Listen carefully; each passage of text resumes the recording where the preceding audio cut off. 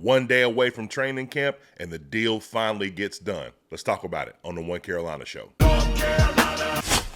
So Nic Scourton finally signs his deal, as I and everybody else knew that he would eventually, signing for 4 years, $8.6 million.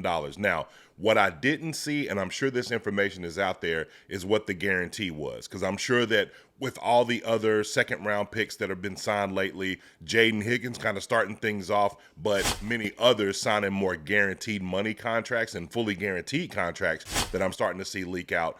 I do believe that maybe some of that language will probably be presented to us soon so that we know, maybe even after I make this video. But for the here and now, and the most important thing is Nic Scourton is signed, and that makes me very excited. And I'm sure it relieves many of you, just because you don't want to see someone that we believe can have an instant impact on this team, have any kind of holdout, miss any reps, or disrupt potential team chemistry, not to his own fault necessarily, because of politics of just kind of negotiating deals. So salute to Nic Scourton for signing. I'm excited to see what that looks like, for him coming into training camp. The rookies do report tomorrow. Man, as excited as I am, there is a bit of me that's kind of like, man, this sucks, because this is one of the most exciting draft classes that we've had in Carolina Panther history, and we're not going to get a lot of those videos that you would see from different people on Twitter recording the videos while they're sitting at training camp, or even the live experience of being able to be there and see it in real time yourself. But we will rely on the reporters, people like Mike K. I saw that he has a newsletter that he'll be that you can sign up for. I'll link that in the description so you can check out what's going on, like kind of one-on-one, person-to-person situation in training camp, and get the updates. And I think some of our best reporters, Vashti, Sheena Quick, Joe Person, David Newton, yes, David Newton, will probably get those updates pretty consistently throughout the day. Tomorrow is just rookies, so probably won't be a whole lot to talk about, but once, the next day hits on Tuesday, then it's wide open. So I'm extremely excited about that. Now, the next thing I wanted to talk about is my most exciting position battles coming up in camp. So the first would be the running backs. Now, I know that one of those positions is locked, right? So the Chuba Hubbard position is locked. There's nothing that's going to happen there. But I am interested to see how Trevor Etienne fares, because Rico Dowdle was brought in on a one-year deal, obviously had a 1,000-yard season last year, but Trevor Etienne has a really decorated career with the Georgia Bulldogs, comes in with a lot of clout. So it'll be interesting to see how that works, what kind of snap count that looks like. I know he'll get a lot of reps during the preseason, and if he looks really good during the preseason, I mean, it could be a challenge there, even for someone like Rico, who is proven in the league, but, is also someone that's kind of been developing over the years and finally kind of broke open last year when the opportunity was presented to him. Now, you could make an argument that if he had had more opportunities from the past, being, snaps taken away from guys like Ezekiel Elliott and others, that maybe he would have shown this earlier. But in the time that it was called on him, man, he showed up and showed out. So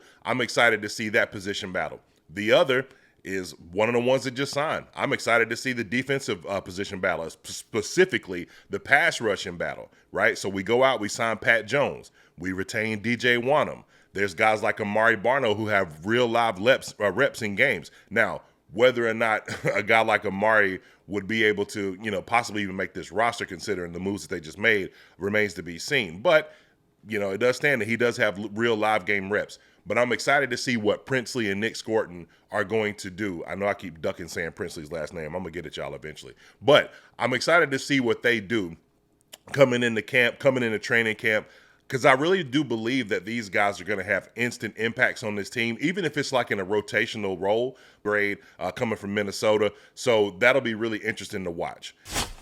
Obviously, the next one, the wide receiver group. Look, I am absolutely stoked about this group. And I also think that the Carolina Panthers are going to carry more wide receivers than probably any team in the league, because I can't personally see some of these guys not making this team, right? But it's not going to be so much how many they keep. It's going to be jockeying for position. Obviously, the one that we're going to be the most excited about, Teteroa McMillan. Watching the video of him and the guys going out to Minnesota working out. Jalen Coker was not there, but I know Jalen Coker is still kind of recovering from, off-season, injuries, and probably still working through that. So I don't think it was any kind of like, well, I don't want to be there situation. I don't think that at all, actually. because I'm sure he would probably have wanted to be there had, things worked out better for him. Bryce was there throwing, Adam Thielen was there, Xavier Legette. It was really awesome to see these guys bond together. Xavier Legette had a really funny moment when he was in the water. They kind of challenged him to go out into the water, and then there was this moment right here that I thought was absolutely hilarious. Let go. Yeah, let go. Hold on. What's the green for? If you can see the ball, it went down. Hey, I swear to God. Just watching him try to grab, like thinking that the rope was going away from the boat, and his real reaction of like, hey, hold on, like that was hilarious. But, watching this battle moving forward is going to be very interesting because, like I said, you're jockeying for position. I believe a guy like Adam Thielen still has Pro Bowl level play left in him, based on what we saw from him the last time he was healthy in Las Vegas. Jalen Coker, his development coming into this year. There's a lot of snaps that are going to have to go around. Xavier Legette putting in a lot of work in the offseason. We've seen that work, firsthand with his, the content that he put out with the Route Guide and other training videos that we've seen from him. And obviously this retreat that you saw here. But these guys have put in a lot of work because now you've got a, big dog that came in that was drafted, 8th overall. And it's like, man, like everybody's kind of got to step up because like, hey, he's coming in and he's going to command, he's going to be a commanding presence, right? I hope that he comes in as just really great, like right away. But, even if it takes some time in development. And then obviously one of my favorites, Jimmy Horn, right? Jimmy Horn Jr., I think with him, it's either he's going to be really good or he'll just be like, a fast guy that just didn't connect. I don't think there's any middle ground with him. I don't think he'll be average because I think he's just too good a route runner, way too fast to just be mediocre. And I think that if it doesn't work out for him, it'll likely be because he just couldn't grasp the concepts of the game, the speed of the game maybe. But those are things that I just don't. I see real greatness with this guy. I've always argued that I believe the reason that he didn't really shine the way that he could have shined in college, one was because he transferred from one college to another. The other is because the Heisman Trophy winner who was playing receiver and also getting reps, there, kind of, was overshadowing who this person was or who he was. And even like guys like LeJontay Wester had more, reps and everything or more catches.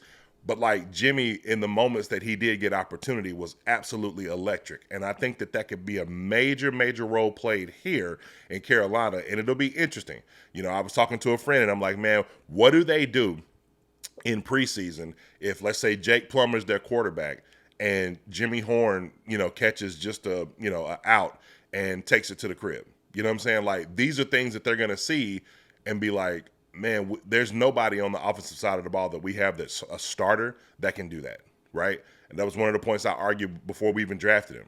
And so when you see that in real time with, even if it's just the preseason, right? But you see it in real time, I think it causes a really big, thought conversation or a conversation between the, coaching staff that's just like, hey, we might want to consider putting him in the main rotation. And, somebody's going to have to get knocked out of there. So that's going to be a very fascinating battle. Now, I know I might be putting the cart before the horse a little bit, but it's one of those things that I'm really excited about. But we are here, y'all. We are here. Training camp begins. NFL football is back. And the One Carolina Show will provide you as much updates as we can about everything that we have going on, just opinions, news stories, everything. So if this is your first time here, make sure to hit the subscribe button. Make sure to like this video. Let me know your comments below. What are you looking forward to with this training camp coming up? My name is John from the One Carolina Show. It's on, y'all. Keep pounding.